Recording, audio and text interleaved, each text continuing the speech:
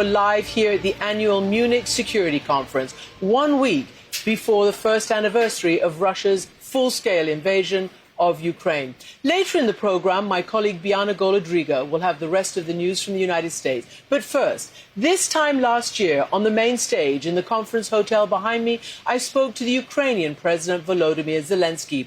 Then he hoped that diplomacy would work to deter a war. But he said that Ukrainians would absolutely remain firm to defend their country. And now, more than 7,000 civilians are known dead, and perhaps many more, as well as tens of thousands of soldiers. Millions are displaced, homes and schools gone, churches and civilian infrastructure destroyed. And the war grinds on with no end in sight. But a year ago, no one predicted that Ukraine would still be hanging on, much less taking the fight to Russia itself. Today, here at the Munich Security Conference, President Zelensky addressed the people, the leaders, by video. And he said that he still needed weapons, appealing for those weapons for more support to sustain democracy and global security. Now, as leader of Europe's economic powerhouse, the German Chancellor Olaf Scholz has huge influence over whether Ukraine gets the support it needs. And so, after his speech here in Munich, we sat on the stage together and I was able to ask him about whether this would be a sustained effort for as long as it took. Mr. Chancellor, this time last year, I had the privilege of sitting here with President Zelensky. The United States had told him maybe you shouldn't leave your country because something might happen. But he came here anyway to say that our fight is your fight, as he did again. Many nations here, with the exception of the US and the UK, did not believe in the intelligence that Vladimir Putin would in fact invade. And then 3 days later it did. You heard President Zelensky just say this must be over this year. Do you share that belief that it can and must be? I think this is really a very brutal war. It is the imperialistic approach of Russia to conquer the whole Ukraine still, or big parts of it. And he is doing this with very much furor, with a lot of brutal impact on the soil of the Ukraine, and many people suffer from that, dying men, women, children, and young and old people. And this is what we should know. So this is what we can do now facing the situation, and that is giving the best support we can. And this is why Germany enlarged constantly its capacity of support for the Ukraine. And we did so with the effect that now we can say that Germany is the biggest supplier also of weapons to Ukraine in continental Europe, and we will continue to be there. Mm-hmm. But you in your speech said we have to be ready for the long haul. I mean, you must strategize, you must think amongst yourselves how long this could last. Do you have a target date? I think it is wise to be prepared for a long war, and it is wise to give Putin the message that we are ready to stay all the time together with Ukraine and that we will constantly support the country. So it is not really a very good idea that in this conference or at this podium the two of us discuss the question when exactly, in which months, this war will end. The really important decision we should take all together is saying that we are willing to do it as long as necessary and that we will do our best. Do you believe that NATO, the allies will stay united? And do you believe that your people will stay behind you and behind this effort? Yes. First, I'm absolutely sure that Putin never expected that there would be a that united Europe and that there would be a that united world. He never thought that the transatlantic partnership would work that good. But also he never thought that there would be so much support for Ukraine from many other countries all over the globe.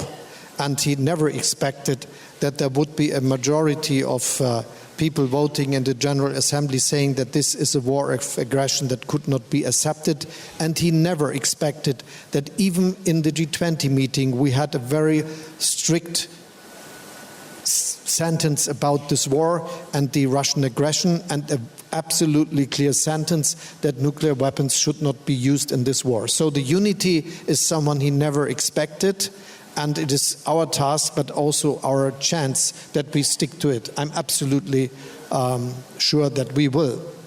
And looking at the situation in my country, I see that there is a broad support for the strategy and activities of the government.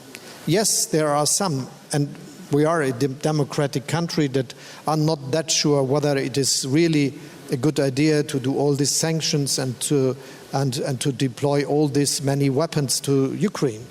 But even the big majority of those is in the end accepting that the government has to take a responsible decision and trust us in doing what we do. And even those who possibly sometimes think we should do something more really understand that it is very good that we stick together, that we never go alone, and that we just do it together with our friends and partners, and especially with the United States. And this is why I'm also sure that we will have the support of our people for the things we are having to do. Obviously, one can't put a date on the end. However, it does depend, I suppose, on the amount of help that you send and the speed with which you send it. So no point in going over the length of time it took to get the Leopard tanks, and for you to say that, the sort of choreography between the UK, US, and Germany. But now you seem to be in the position of having to persuade all those other countries that were trying to get you to send the Leopards, or their Leopards, to actually send them. There is a question I have to ask to others, especially those who were so much urging me to act in a special way. And I will just repeat, the only strategy for being united is never doing something just for your own, and to discuss with your friends and partners, and this is what we did. And I'm really appreciating very much the strong alliance with the United States in this case. It is very good that we did a lot, and not just the last step, together. And I'm sure we will continue to be together in this very difficult case. When will they get there? When will the tanks get there, yours and the others? So we are working, the Minister of Defense is here, he's working very hard to make it happen, and the industry is doing the same, so that we are able to deploy the first Leopard tanks very soon, and also with trained soldiers. This is what we already started. And we are doing so also in giving training and support for all the maintenance which is necessary, and ammunition to other parties that will join. And as I learned, many are not able to deliver the most modern tanks, which we do. I hope some more will join also in this case.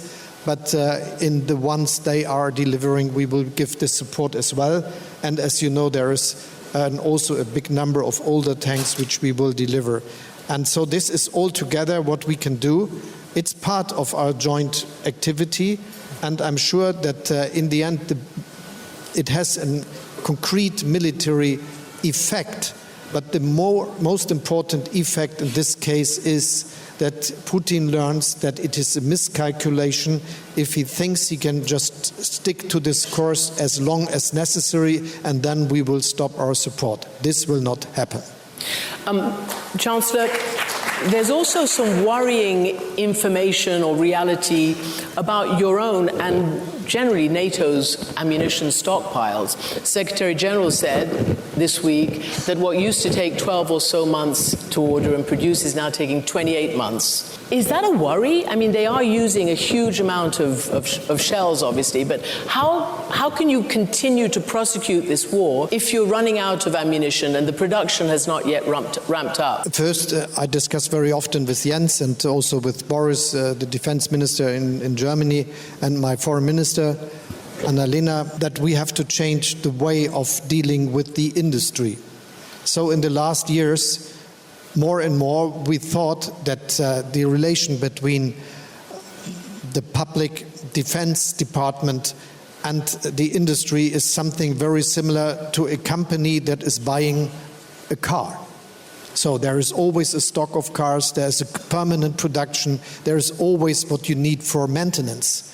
The way we did it in the past in the last 20 years or so is that we once ordered and we agreed that the production is stopping because we have already bought what we need. So we have to understand that for our security, we have to change the way of dealing this fact. We need a permanent production of the most important weapons we are using, and this is also due to maintenance questions, and this is also due to the question of munition. And so this is what we are learning, but learning it means that we are now taking action in case of our own defense capabilities, but also doing it in supporting Ukraine. So you already may have heard that though this is a weapon that has not been used and produced for, I think, 20 or 30 years, we are now producing again the munition for the Gepard flak tank, which is very essential in defending Ukraine from missiles and other things, and it is something which we are starting so that there is a constant supply.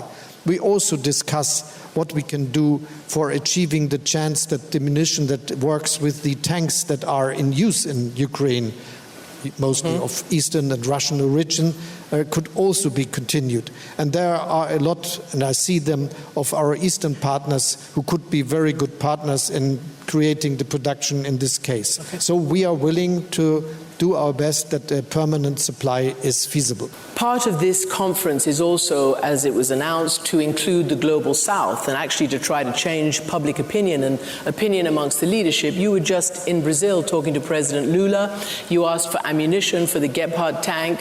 I also interviewed him in Washington when he visited President Biden, and he said, no, not doing it. Don't believe in it. Don't believe in what you're doing. How are you going to convince the rest of the world to come on board with what you call a war for international and global values and the rule of law? So first, I think that this is the last moment for what Putin always is calling the global West, to have a very good and much better relationship to many countries in Asia, Africa, and the South of America. I'm completely convinced that if we look from the world from the perspective of 2050, it will be a different world with many powerful nations in Asia, in Africa, and the South of America. And this is obviously Indonesia and India, if you look to Asia, but also our good friends we already have in Japan and in Korea, but look at Vietnam, look at Malaysia, look at the Philippines, look at Thailand. There are many countries that could be good partners for us if we are dealing with them, and this is what we should do. And this is the same with Africa. I just want to repeat that it's very good that we have a good relation with South African Republic, that we have a good discussion with Senegal as the leading country of the African Union today. But I would just remember you that Nigeria will have, as some people are telling us, 500 million inhabitants in the midst or near the midst of this century.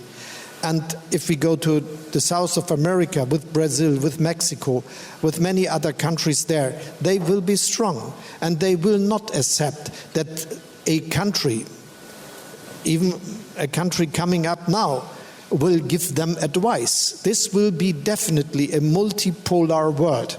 And the task we have today is to make very sure that this multipolar world is not a world which is not accepting the rule of law in the relation between countries, that revisionism is never accepted, which is what Putin is doing, and that we have, though we do not all agree on the way of governing our countries, agree that the habeas corpus, the integrity of a person, is something that is also accepted by those countries who are not democracies, like, for instance, Germany or France or UK or the United States. And this is the one thing we have to do. And this is why I invited many of them to this Elmau meeting in G7 in Germany. And this is why I think that we should not underestimate the situation. It was Brazil, it was South Africa, it was Argentina, it was Indonesia, it was India, and many others that made it feasible that we had that strong decision in G20 saying that this is an aggression and saying that, nuclear bombs should not be used in this war.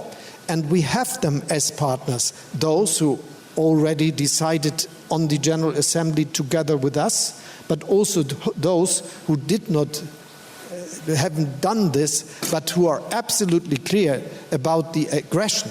And just, you mentioned Brazil, Lula was and is absolutely clear, saying this is an imperialistic aggression by Russia and nothing else.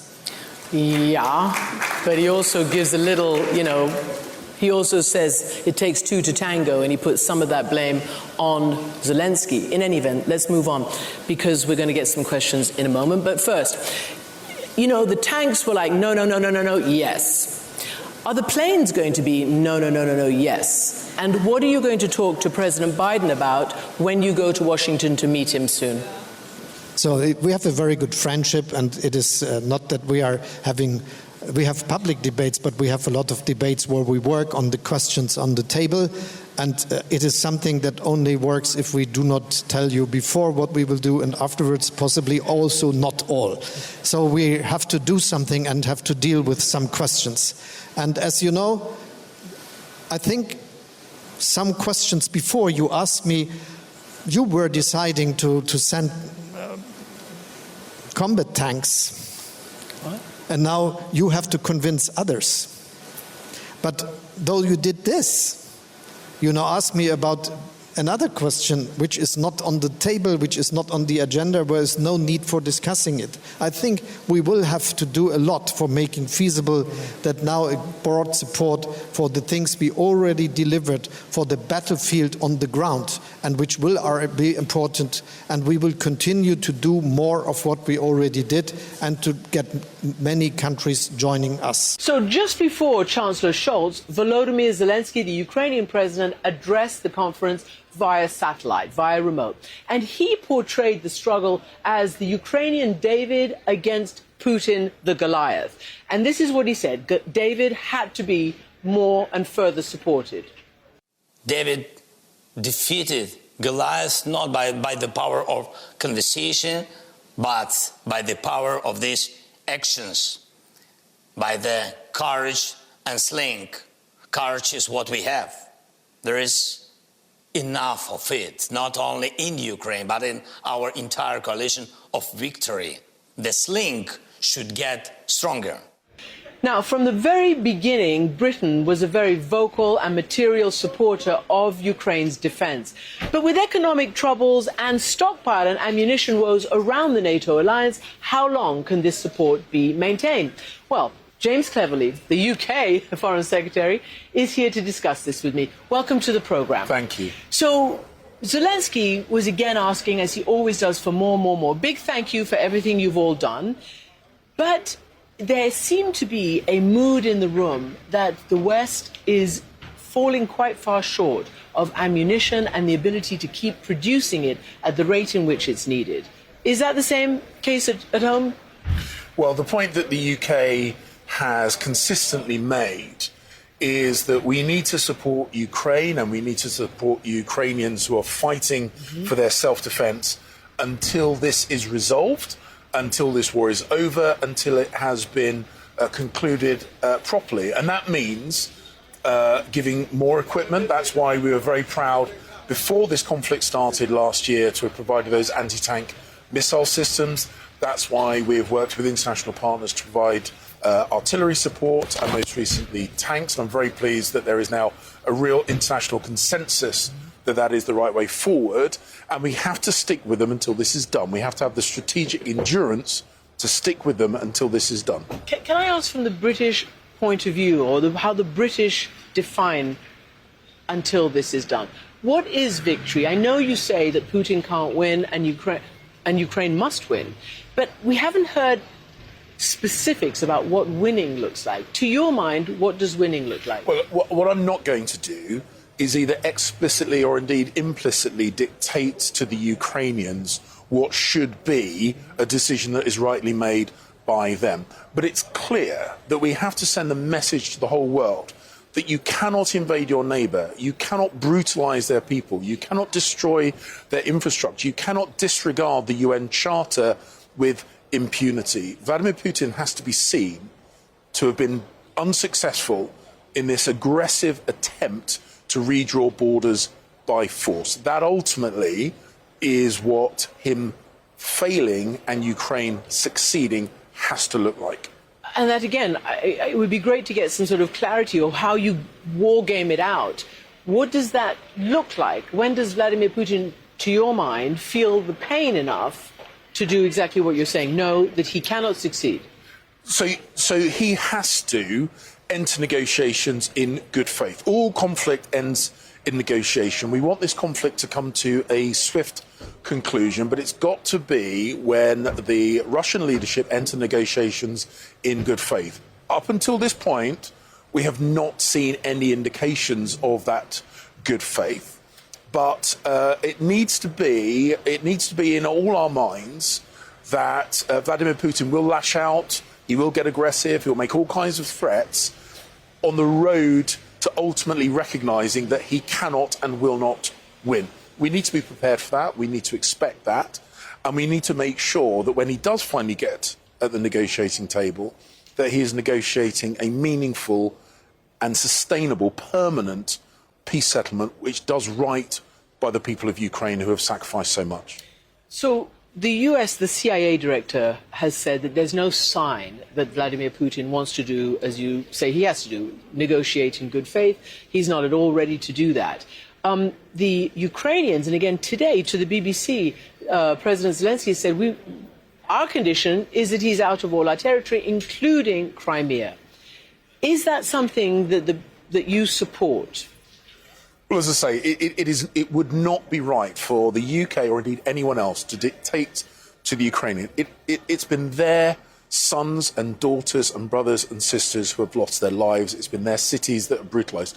Last year, when I was in Kyiv and in Irpin, just on the edges of Kyiv, I saw the damage that had been done by Russia's invasion. I saw the graveyard of vehicles full of bullet holes as people were shot by the Russian forces as they tried to evacuate from Kyiv. I heard stories of Ukrainian children being forcibly deported to Russia to have forced adoptions. And we don't know how many, right? We don't. But what we do know is that the people of Ukraine have suffered enormously, and I think it would be perverse for us or anyone else to start telling them what their victory conditions should be. Of course, we are good friends, and of course we are close supporters, and we will always act in their best interests to help them bring this to a swift but equitable conclusion.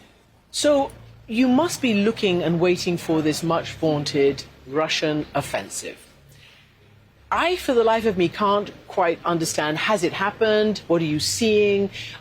We get all sorts of different scenarios painted. Obviously, the Ukrainians are very concerned about it, and they're fighting very hard up in the Bakhmut area, and it's tough. And as I said, ammunition and the like is dwindling. But similarly, I've asked intelligence and others, and they don't see a mass of either Russian new troops, new heavy vehicles, aircraft or anything. What are you seeing that you can tell us? Can you tell us, like you did last year, that part of the intelligence? Well, obviously, I'm not going to start no, but last discussing. Year you did. We so did. Just what you can tell us in general. That was a very conscious. But I think what we should recognise is that throughout this conflict, as Vladimir Putin has been progressively unsuccessful in his various attempts, he has changed the way he has attempted to brutalise Ukraine. So initially it was tanks around Kyiv, then it was the fighting we've seen in eastern and southern Ukraine, and then of course most recently we've seen these vicious attacks on civilian centres of population and civilian infrastructure. So we know that Vladimir Putin... Whoops! Oops. Stuff happens on live television. It was a small car crash. But I think it's okay. I think it's... It's not your car. It's not my car. All right. Look, so we know that Vladimir Putin has a track record of lashing out, and we have to help the Ukrainians defend themselves against whatever form of attack Vladimir Putin throws at them. But ultimately, as I say, what this is about our support to bring this war to a swift conclusion. And that does mean, at some point, Vladimir Putin needs to recognise that he is not going to win. And that's why we and our friends internationally have been supporting the Ukrainians with money, humanitarian support, and, of course, military support as well. Just to pivot to something very, very crucial to you, to Great Britain, more close to home. You have been in Brussels speaking with the EU, and there was some idea perhaps that the Prime Minister and you all had worked out a solution to the Northern Ireland Protocol. Prime Minister Sunak's been in Northern Ireland speaking with the parties today. What can you tell us about where that is? Well, there's been a lot of, I believe, very well-intentioned speculation over a number of months that we are just on the verge of a breakthrough and this is about to happen, that's about to happen. The simple truth is this is a complicated challenge, but we've been speaking with the European Union intensively and in good faith. We have a good working relationship. We built, I think, a very good momentum. But we still have difficult issues that need to be resolved. We are more than willing, as indeed are the European Union, to work intensively to try and resolve those. We would love to have this done sooner rather than later. We're not chasing an arbitrary deadline. We want to get Stormont, the Northern Ireland Executive, back up and running. And we will continue working with the EU, with the political parties in Northern Ireland, to try and get this resolved as quickly as possible.